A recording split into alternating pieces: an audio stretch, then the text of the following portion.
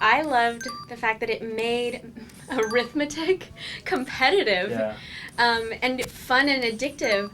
I mean, people who haven't done arithmetic possibly for decades are suddenly adding, subtracting, multiplying, dividing. That's really cool for a video game. I don't really like math that much.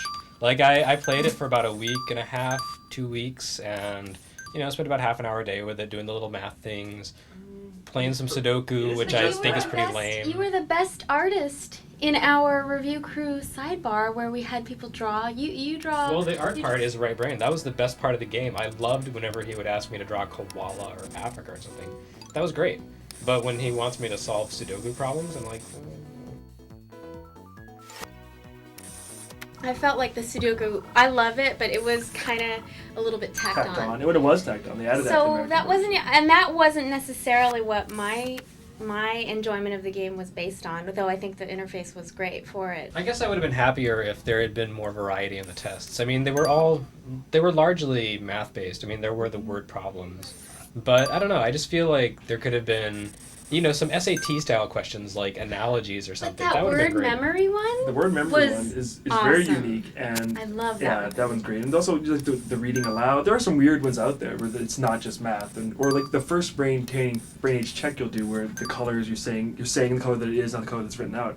That one's really interesting. The first time I did that, like I realized my brain is being used in a way it is not normally used. Like, I hated that one, but I hated it in a good way. Yeah, I liked it because I realized like it's hard. Making me do a type of reasoning that is not something I normally do, and that is amazing. I still think it's cool that finally a DS game uses writing on, like actual writing regular words and recognizes them on the touchpad. I mean, I think that's like super innovative and deserves to be rewarded. Yeah, see, I owned a Newton once upon a time, so that's not really that new to me. See, you're not really as right-brained as you think, nerd. No, the Newton was an extension of my love for Apple, which is very, very right-brained. Jen, you are a nerd. You're working at EGM. You're the managing editor. That's the most anal retentive position on staff. What? I'm a nerd? Newsflash. Getting back on point here. Like, I thought it was cool. You're kind of cool. But the thing is, you know, we're gamers and we're like reviewing games and we're like talking about this as a game, but it is a non-game. I know you were complaining that you're kind of beyond playing it for 15 minutes a day, there's not much to do, but that's kind of the whole idea. Like, you're only supposed to play this game for 15 minutes a day. It's not the kind of game you sit down and marathon for 2 hours. That's true. And I wanted to because I have that addictive gaming personality. You're in a game paradigm. It's a non-game. I do see ways in which the game is not fully developed, and the Sudoku, maybe if it had been more integrated into the brain age and the... Sudoku sucks so much. It's so bad. I love Sudoku. I mean, it's not as good as a good crossword for me, but it's there you still... go. Why wasn't there a crossword in brain age? Oh, I don't know. See? Good question. But I'm telling you... Well... I was the middle score. I gave the game 8.5. You were on the fence, though. I was really, really on the fence. Yeah. If I could have given it an 8.8, I would have done that, but EGM doesn't allow for those gradations because I just think retarded. Because of the innovation in the game, which I just can't deny. The thing that really put me on the fence was when I found out it was $20. I really thought that it deserved to be awarded for trying to appeal to a completely different market. And I gave it a 7.5, which... It's like a 0. See, you guys are turning into EGM readers here. You're all, well, the score wasn't high enough for me. You guys are a hater. 7.5 is a really good score. That's a 7.5 is halfway between average and awesome. Yeah. That's good. After I finished reviewing it, I stopped playing it, and I haven't felt compelled to go back. There have been a lot of other games that I've been playing instead, and I don't find myself having twinges for Mr. Professor. It's so innovative. There's nothing else like it. Even though I know there are better versions coming down the pipeline, because there's already 2 more in Japan, like, I can't pretend like the innovation isn't important. There's nothing like this. It's a whole new market. It's a whole new audience. Like, in fact, there's a game my mom will enjoy. That's staggering.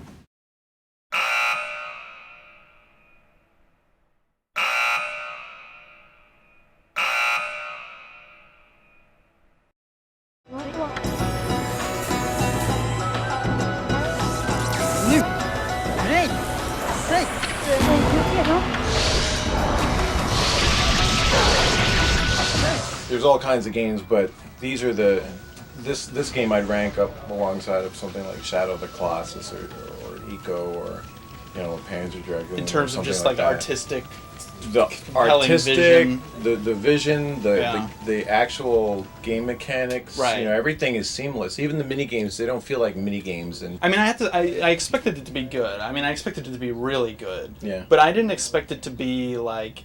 I mean, it's basically a Zelda game. To me, it's like a fully formed Zelda game. It's not, and that's not a bad thing. I'd say that like the Castlevania games are basically like Super Metroid now or Metroid, but they don't feel derivative. They're totally their own games. Yeah. That's totally what this feels like to me.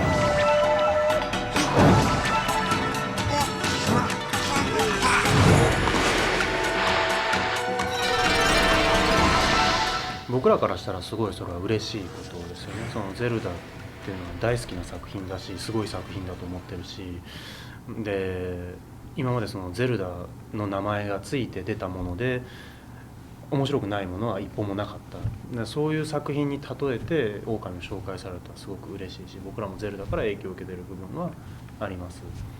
ただゼルダと全く同じものを作ろうって思ったわけじゃないから、狼には狼の楽しさがやっぱりあるし、それは触ってもらった人がね感じてもらえればいいと思うので、まあそういう違いもねゼルダから入った人でも感じてもらいたいなと思います。It's amazing that it's all hand animated because it's so lifelike. Just the little parts where you can feed the animals. Yeah. And once you feed the animal the food that it likes, like every time you run by those animals, like little hearts will come out, and they love you.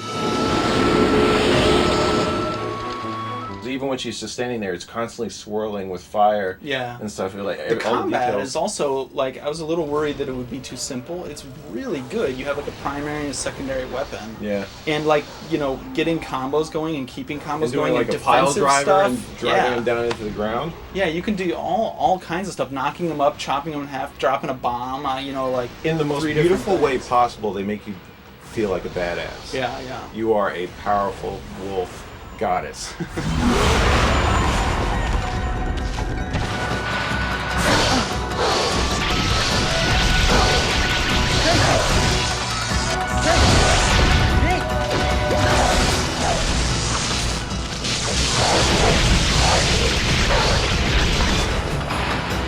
You'll go out and you'll get a new power, like a new celestial brush power, and then you'll bring it back to the town and you'll notice, oh shit, there's a little like cherry blossom up there that I didn't notice before. Now I can get up there and there's like a chest there. Or like, did you see the house in like I think the second village you go to, and they've got the top of the house is a huge orange, and you slice the orange and the orange top comes falling down, and where it lands it erupts in like flowers and butterflies and stuff, and it's like I kind of half expect a unicorn to shoot out of the thing, but it's like it makes you want to explore. It encourages you to explore. Try out, like, oh, I wonder like if this will happen. I mean, that's like Zelda 2, right? It's like, okay, this guy won't get up until he gets booze, so then you go help out this woman to get you the booze, that gets you the guy, to let you open the rock, I bet, let you do all that Capcom stuff. Changes that to like, apple cider or something. There's a lot of drinking in the game, actually. I'm curious if it's going to be like, oh, it's water, I'm so like parched. Maybe like I can't start the day without my nice drink of water. Of mineral water and a lime.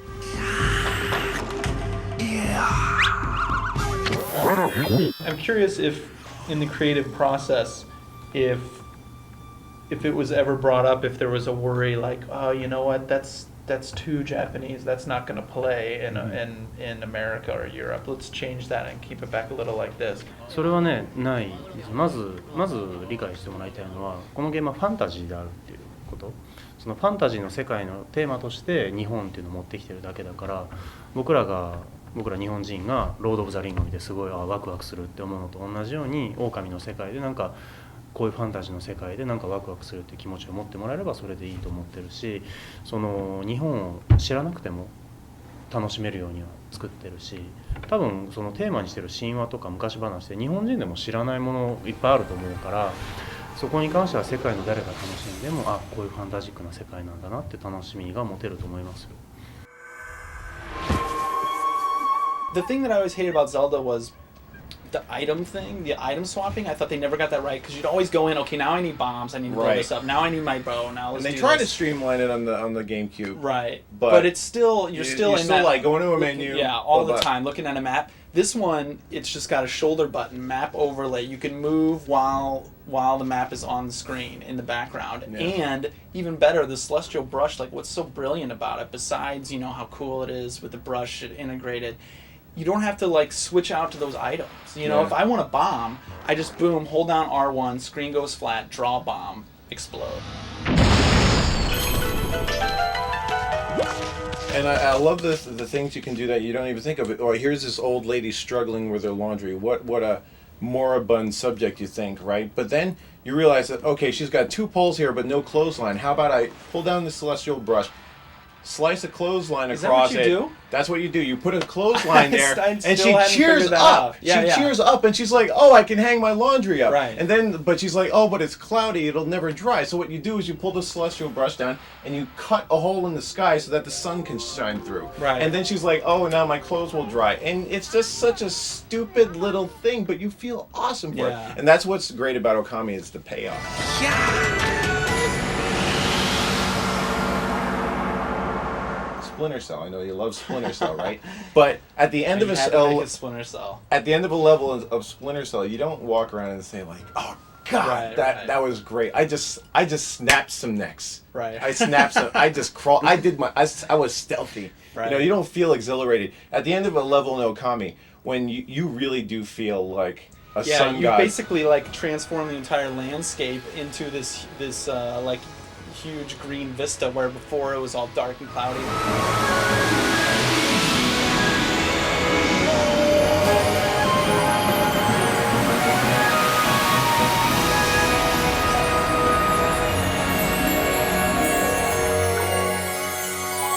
Here come the flowers, here come the plants, here come the animals, here comes the world back to life, and you did that, and that's awesome.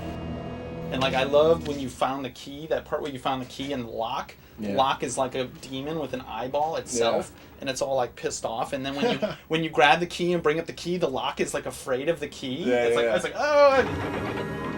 You know what this is like? It's so fanciful and so out there, and it's so creative that it really reminds me of like a Miyazaki film, but in a video game. Yeah. In a Western game, it would just be a key. Right.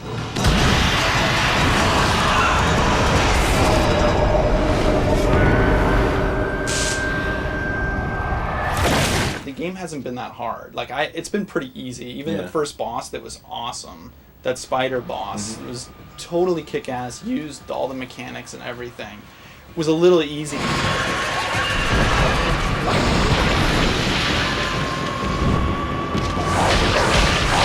What do you think about the camera? Have you had any problems at all with the camera? I've been a little like messing with it a little more than I would like to. Well, the default camera settings where you've either got like the chase camera, which is close behind her, which can be a little dodgy at times because like sometimes you'll be running up a mountain and you'll be kind of like running sideways, but like you know, I just point in that direction and it works out fine. Overall, I don't really have a problem with the camera. You know, sometimes when you're breaking some barrels in the background, you know, it'll get a little funky. I just want as many people as possible to play it, really. Yeah, everybody needs to play this. And I don't think it suffers one iota for being on the PS2. I mean, it's not about, like, well, how many polygons are we dealing with here? Right, it's about the style. Yeah, I mean, yeah, you can make her look smoother and you can make things look a little less blocky, but that's the whole point. It's supposed to be like a rough brush style. This is the kind of game that typically comes out like at this point in the system's life cycle. I mean, I know it's based on Japanese mythology, but I still think it's one of the coolest new characters that we've seen in video games in a long time. And it doesn't take itself totally seriously. Like, there's a lot of jokes.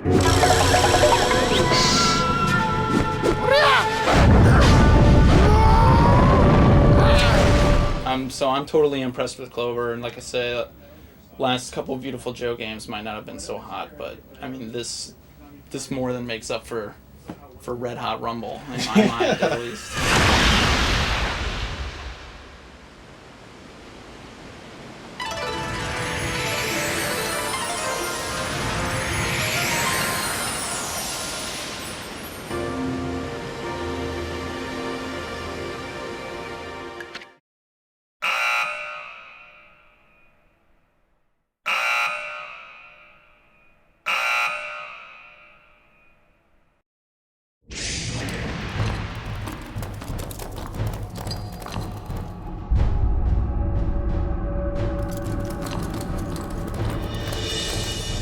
And one of the big features that we've been talking a lot about is camera system. But we've heard kind of before some people really, excited about their camera system, and it doesn't always turn out that great. When we first started looking at video games and trying to create something and trying to figure out why it's not as accessible as we think it should be, one of the problems was, you not only did you have to play the game, but you had to figure out how to control the camera. And playing the game and getting that shot off at the same time as controlling the camera is this level of complexity that we thought we wanted to take away. So the whole idea is by us controlling the camera to the point where you never feel you have to control it, will relieve a level of complexity on the player who can sit back and enjoy the game much more. It becomes much more intuitive. I think that the stick combat and having the finite control over that and being able to, ping pong back and forth and kind of push towards the enemy and feel like you're actually manipulating over to strike them really adds to that feeling when you see all the great animations and all of the things that go with it. If I'm thinking about the Jet Li game or some of the other games that use that, they were only about the stick, and that was it. Where we've got the stick, the triggers, and combinations thereof, and combinations between those, that adds, quite frankly, a much greater depth and complexity beyond just the point and attack. It can be that simple, but it can be, if you want to start juggling people, then use that in combination with the guns. The camera system combined with this control system really makes it. If you take either one of those away, it's not going to work.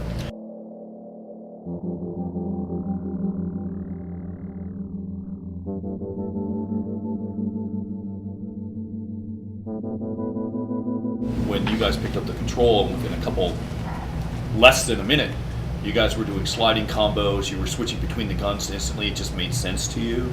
It's that kind of thing that's really going to be different. And I would argue that some of those stick-based fighting games, you're kind of like, what's going on? You didn't really know what to do with the trigger.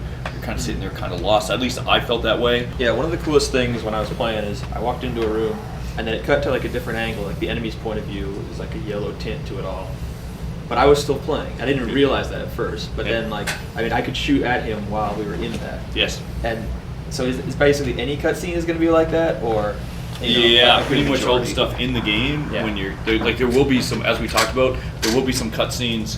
When Balder's not in the game, because you play Balder, if you're not in the scene, pretty hard to make that interactive. But while all the stuff that you've seen throughout the levels and stuff, completely 100% interactive. Yeah. And we think that. Like the whole idea when we were doing this, even some of the guys internally here after we got it was like, oh yeah, I can shoot the goblin, that jumps up on the rocks, and it's just that stuff is going to be very interesting for players. And so imagine then you start branching the story and start doing different things depending on what players do. It opens this whole sort of way of telling a story that's really not been explored yet. And I don't you probably didn't even notice it, but depending on how fast you ran through the room, and you ran through right away, there's actually other cutscenes that you avoided. So there's the one when you start in that corner where the red eye before he comes down on the bridge and stuff analyzes all the targets. And you're still playing the game as well, but depending on how fast you run through there, you just skip that whole scene. So there's all kinds of things like that that'll be adaptive all the time, and we're really hoping that it will really cater the experience for the player for the experience you're wanting. So if you're the type of player that wants to just run through the level and just get there and get it done as soon as possible, and get the achievement for completing the game or something, then you'll be able to do that. Or there's the other type of player that wants to explore every single nook and cranny, does not want to finish the game until they know every single secret, then you can play that way too.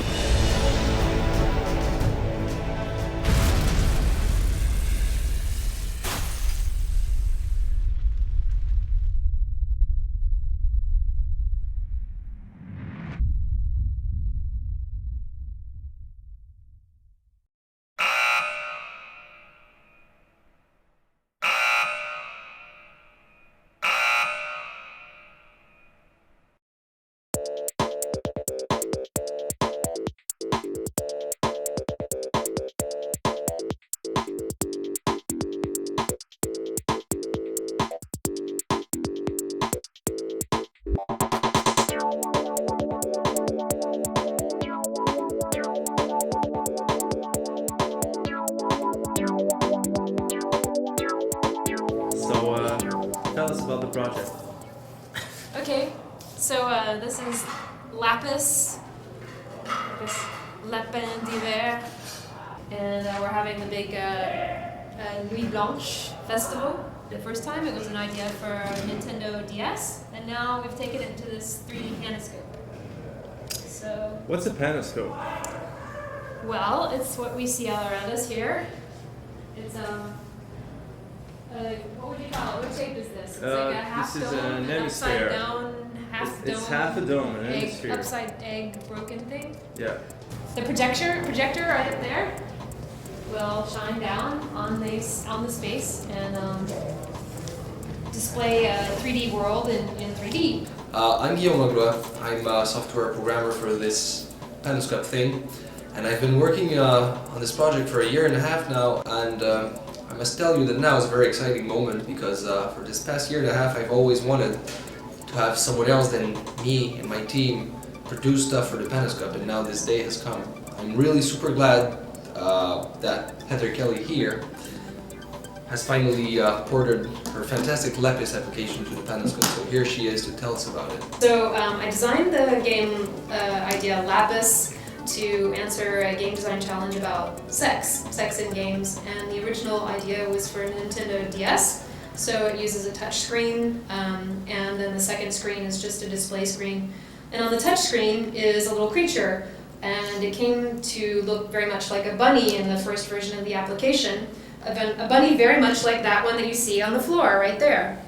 There's its nose, ears. It's a little bit pixelated, but you can see what I mean. In case you've never seen a. Yeah, and just on the remote chance that you've not seen a cartoon rabbit. So in the original version of it, and in this version, you touch this bunny, and it causes him to fly through the air. But the idea, I know that doesn't sound like it has anything to do with sex, but the idea is that you're emulating the gestures and the actions that would cause a female to experience sexual pleasure if touched in certain areas of her body. And so that's the idea. Using these patterns to both as gameplay and as possibly even teaching the users something about female sexual pleasure. You have to look where the mitten is. Now it's on the wall. The green back down. How did people react to your installation? I think, well, it's starting from when they would see it. Some people were really shy and were kind of like standing right at the entrance and sort of peeking in and not quite sure what it was. Because there's really a physical part to it. You have to enter the room. And it was like crossing the threshold. Yeah, it was not just the three of us standing around waiting for people. And most people have a very hard time just to grasp the joystick, just to take control. Right. And from my experience with this panoscope thing is that people are shy to actually come in. You have to push them into doing something that's not dangerous for them. They all. And they know that they'll be watched too. Yeah. And I think that's part of it. Whatever they're doing, success or failure, is going to be visible to a lot of people.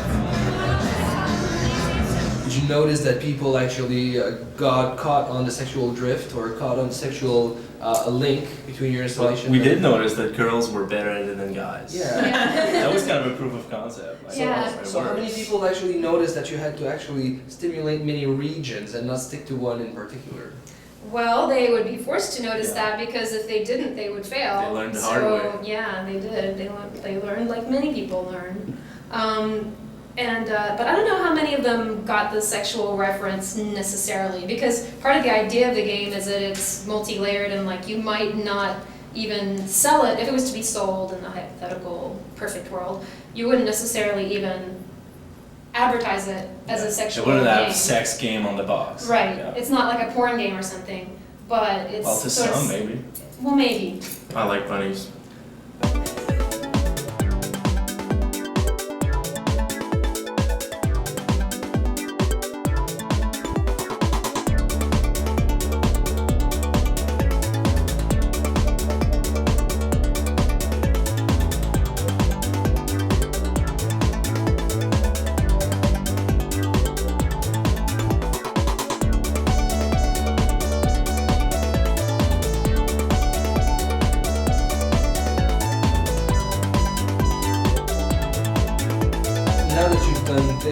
What's ahead? Wow, that's a big question. Well, actually, that's a pretty good question because from this project was born a little idea of birthing a collective of game designers intent on doing more experimental gameplay works with the SAT.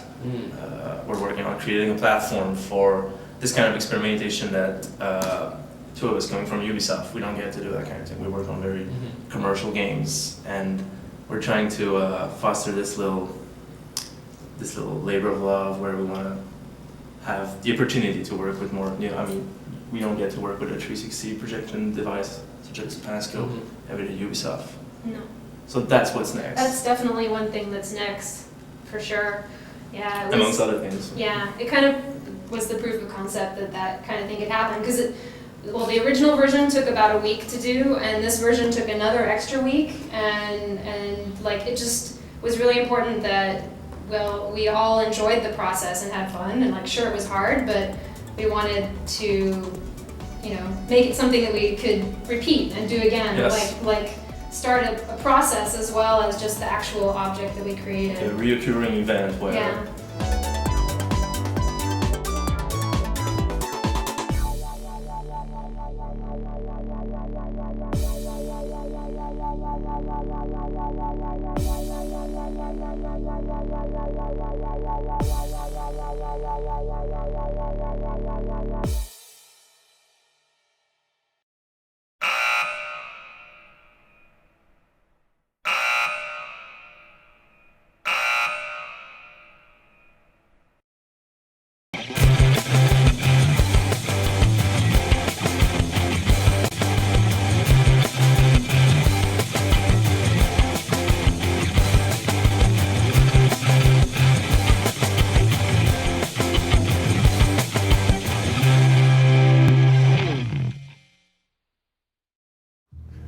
Okay, we're not going to make any gay jokes, and every time we're about to make a gay joke about Spartans, we have to say something gay about ourselves.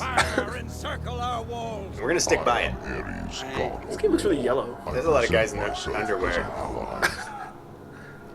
I kind of like Phil Collins, Sean David. I think you're starting out right at the champion level of gay. I want to oil up my chest and rub against a man. There's dreadlocks. He's got like. I like his cat turd hair.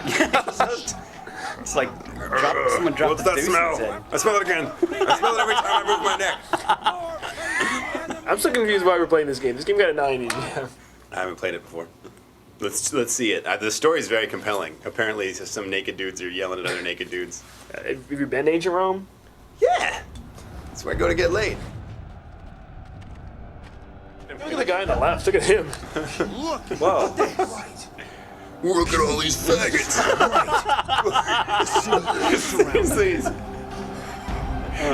That's the last guy you want gazing upon 500 men in their underwear. Is there any way to skip this? Yeah. Okay. Take out the Centurions. Then our sappers can destroy the towers. I love these games. Oh, that was a pretty easy one. Do that again. How'd you do it? Just press the win button. Are these my friends? Give it. Doesn't matter. They look like your friends. They don't seem to care you're hitting them. Hold the line. Make them come to us.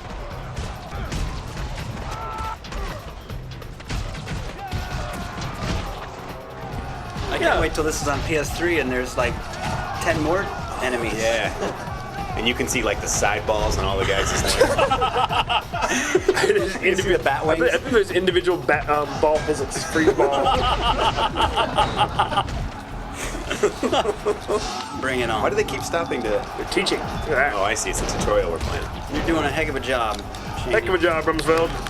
So, like, to do moves, you press certain buttons on the controller. I never would have thought of that. Thanks, Spartan tutorial. If this is your first video game, press a button to attack.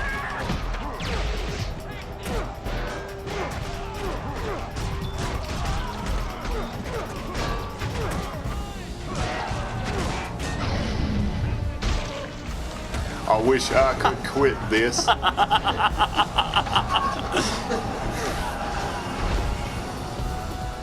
Check. That's the pose button. Oh. So you like to press dudes? Yeah, you like that? Check out my delts. Check my delts. Oh, you ass. Are you ready for this? Milk was playing that song today. Oh yeah? Sir, we can't take down their soldiers. They're far too good at posing. They're too arousing. Our hard-ons make You fighting have impossible. failed me, Spartan. I'm not failed. I got off on that. Hey, you know what? You picked this game. I did. I don't know the I'm joy gonna that hold is the this game. controller just to sort of feel like I'm a part of your adventure. My adventure through time. They're stealing shit from Super Mario Brothers. I mean, I do remember that in the movie when he fought the snails for like 20 minutes. Why have a spiked enemy when you can jump on him? What part of Back to the Future 2 is this? Had a door just like standing up in the middle of nowhere? And that I can't open. Immersive. I'm gonna keep... Oh, and they're back. I did this already.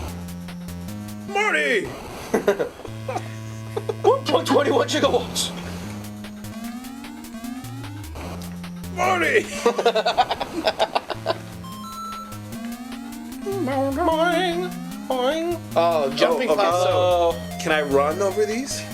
Like in Super Mario Brothers? Let's try. No. Yes. Oh, almost. Marty! And he gets around it. Whoa. Whoa, whoa, whoa. Sweet. Now that's that wicked hoverboard. Awesome. Oh, it exploded.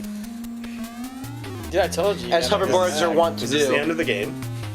Did I beat the game? You have to go to the door. You got the key.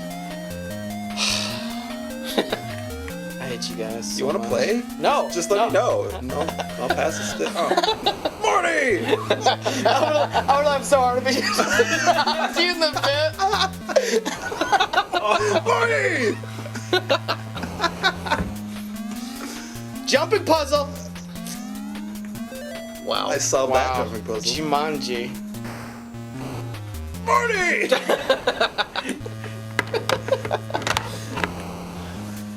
If the car's coming, why can't it just drive you back to the door? Like really, like it's the freaking DeLorean. That's the door right there. That's the door. Woo! It's that sinking feeling. Left. Yeah, I know how to do this. I've done this before. Look at that. I got 2 of them. You have 2 dudes left out of the 37. I'm not worried about it because I'll just go back in time to before I started playing and you never died. I never died. You'll just have to deal with 9 Marty McFlys. What the hell is that? I don't think the world is ready for 9 Marty McFlys. So which part of the movie are we in the middle of right here? This is the deleted scenes. This is Marty going to school. That's the power of love. Don't take money. Don't take fame. If you have credit, don't need no credit card to ride this train. I don't even know the words. Okay, Okay, that's a regular skateboard, but it's much slower. Flying. A hoverboard. I think the wheels and I'm pretty sure it'll explode. Run for it, Marty! Marty! Oh, don't continue. I'm so glad that we played this game. Don't do it.